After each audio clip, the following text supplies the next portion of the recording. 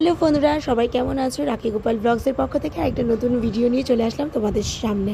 আর দেখো, এখন খুব সকাল, কারণ এখন 6:30 মতো বাজে।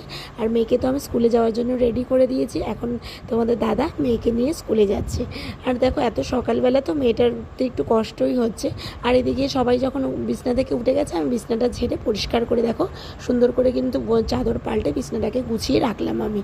তারপরে চলে আসলাম আমি ঘরটা ঝাড় দিতে, কারণ বাসি ঘর অত সকালে ঝাড় দেওয়া হয়নি। আগে মেয়েকে স্কুলের জন্য রেডি করে দিয়েছিলাম, আর এখন ভালো করে ঘরটাকে ঝাড় দিয়ে নিচ্ছি। ঘর যেই ঝাড় দেওয়া হয়ে গেছে, তারপরে আমি কি করছি, ঘরটাকে ভালো করে মুছে নিচ্ছি। সকালবেলায় আমি এই কাজগুলো করে থাকি। আর তারপর আবার বিকাল দুপুরবেলার দিকে একবার ঘর মুছি। তারপর তো নিজে স্নান টান করে পরিষ্কার হয়ে এদিকে বড় মেয়েকে পড়তে বসিয়ে দিয়েছি। ওইদিকে আমি একটু ঘরে ধূপধুনা দেখিয়ে দিলাম। এটা কিন্তু আমার প্রত্যেক দিনের ডেইলি রুটিন বলো, যেগুলো সেইগুলোই তোমাদের সাথে আমি শেয়ার করলাম। আর দেখো, পুরো কিন্তু ঘর দুয়ার গুছানো, সংসারের যা যা মোটামুটি বাসি কাজ থাকে সবই আমার কমপ্লিট হয়ে গেছিলো। তারপর আমি তরকারি বসিয়ে দিয়েছিলাম, সকালের টিফিনটা। আর এদিকে আটাটা মেখে রেডি করেছি। তার আগে আমাকে ব্লাড টেস্ট নিতে এসেছিলো, সে ব্লাডটা দিয়ে আসলাম। আর এখন আমি যে মেয়েকে একটু পরোটা করে দিচ্ছি, কারণ মেয়ে স্কুলে না রুটিটা নিলে অনেক সময় শক্ত হয়ে যায়, ওই জন্য একটু তেলে পরোটাটা ভেজে দিচ্ছি, কারণ ও পরোটাটা নিয়ে স্কুলে যাবে, পরোটা আর তরকারি নিয়ে। আর সকালে আমাদের টিফিনটাও হয়ে যাবে।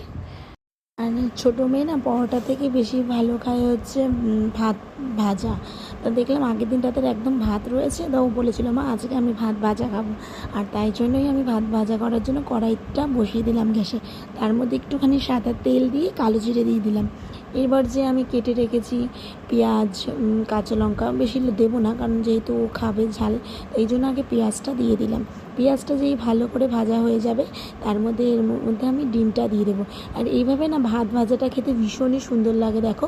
আর চাউমিনের মতন করে একদম ভালো করে ডিম, পেঁয়াজ, লঙ্কা, একটু নুন দিয়ে ভালো করে আগে ভাজা ভাজা করে আমার যে আগের দিনের যে ভাতটা ছিল, সেই ঝরঝরে ভাতটা কিন্তু আমি দিয়ে দিচ্ছি এর মধ্যে। তারপরে একটুখানি হলুদ দিয়ে দেবো, একটু স্বাদ মতো নুন দিয়ে ভালো করে নাড়িয়ে দিচ্ছি। এরকমভাবে খেতে কিন্তু ভীষণ ভালো লাগে। তোমরা এরকমভাবে কে কে খাও প্লিজ আমাকে কমেন্ট করে জানিও। আর দেখো, একদম সুন্দর করে কিন্তু আমি ভাতটা ভালো করে ভেজে নিচ্ছি। আর এইগুলো আমরা প্রায় ইচ্ছা হলে শখের মাঝখানেও খাই, মাঝে মধ্যেই খাওয়ায়। আর যাই হোক, ওইদিকে ভাত ভাজাটা বসিয়ে দেওয়ার পর এদিকে আমি আবার মেয়ের স্কুলের টিফিনটা রেডি করে দিচ্ছি। এই যে আলু চচ্চড়িটা, বাটিতে করে বাটি চচ্চড়ি যেটাকে বলে, সেটা করেছিলাম আজকে। আর পরোটা একটুখানি ওইটাই দিয়ে দিচ্ছি টিফিনে মেয়েকে। যে একটু তরকারিটা বেড়ে দিলাম, মানে ও এটা ভালো খায়, পরোটা আর আলুর তরকারি। আলু ভাজাটাও ভালো খায়।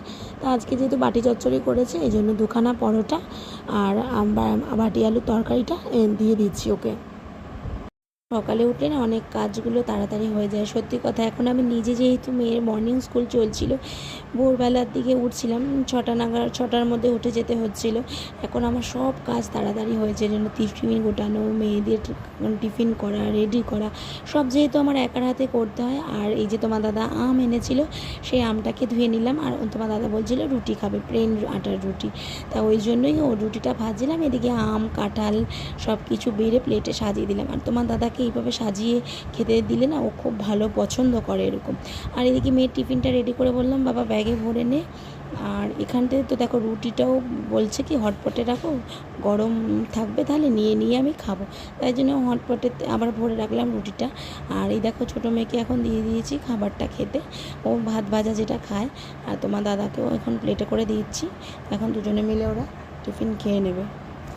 তারপরে ছোটো মেয়েকে যেহেতু পড়াতে আসবে আর একটু পরে, তাই জন্য ছোটো মেয়েকে নিয়ে বাড়ির হোমওয়ার্ক করাতে বসে গেলাম। এদিকে বড় মেয়ের স্কুলে যাওয়ার আগে কিছু টাইম ছিল, তাই জন্য ও আবার নিজের পড়া করছিল। তাই হোক, সারাদিন এইভাবেই আমার কেটে যায়, দুই মেয়েকে নিয়ে। একবার এর পড়া ওর পড়া, দুটো বাচ্চা থাকলে যেটাই হয়। তা মেয়ের স্কুলে যাওয়ার টাইম হয়েছে যখন মেয়ে তাই জন্য আবার রেডি হয়ে এখন জুতো টুতো পরে নিচ্ছে।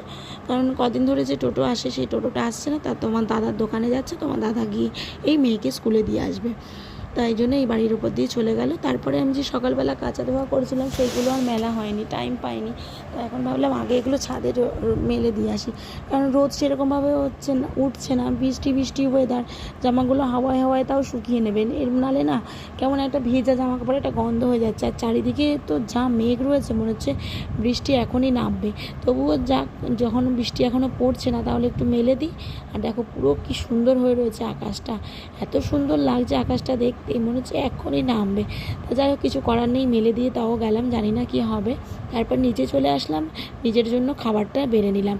আমি ওদের সাথে খেতে পারি না, কারণ কি ওরা আগে খেয়ে দিয়ে যায় ধীরে সুস্থে, তারপরে আমি খাই। আর কদিন ধরে যা চিন্তা ছিল আমার মাথায়, এই যে 2 মাস ধরে আমার পিরিয়ড হচ্ছিল না, কিন্তু ডাক্তার দেখিয়েছি, ডাক্তার বলেছিল প্রেগনেন্সি টেস্ট করতে। এই প্রেগনেন্সি টেস্ট করার পর এই যে দেখলাম নেগেটিভ, আমার মনে অনেক শান্তি, মাথাটা মনে হচ্ছে অনেক হালকা হলো। খুব টেনশানে ছিলাম বন্ধুরা, জানো তো, মানে কিছু ভালো লাগছিল না যে একার হাতে 2টো বাচ্চা সামলাচ্ছি, আবার যদি কিছু হয় তাহলে আমি কি করবো, মানে পুরো পাগল হয়ে যাওয়ার অবস্থা। এদিকে দুপুরে রান্নাবান্নাটাও হয়ে গেছিলো, ভাতটা যেহেতু লাস্টে করি তখন ভাতটাও ছিল পনিরের তরকারি, খারকোল বাটা আর ঝিঙে আলু পোস্ত। আর এখন তো আম ঘরে থাকেই, দুধ আম দিয়ে সবাই খেতে পছন্দ করে, এই জন্য দুপুরের খাবারে দুধ আমটাই সবাই খায়। তা যাই হোক, দেখো সবার ভাত বাড়া হয়ে গেছে, সবাই খাওয়া দাওয়ার পর সন্ধ্যাবেলা থেকে আর কোনো ভিডিও করা হয়নি।